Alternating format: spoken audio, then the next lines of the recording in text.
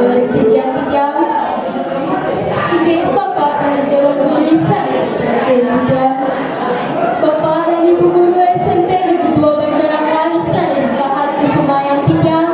Iwa para tiga SMP Negeri 2 Banjarangan sanes mengiring tiang. Kini ajak putra yang tiang majari dan yang dewasa.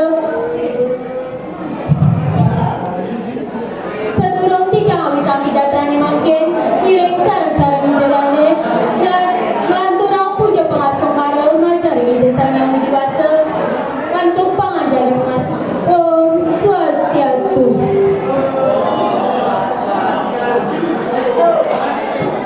Idalane sarang sami sarang semayang tiang. Sering kalai sarang puji punikin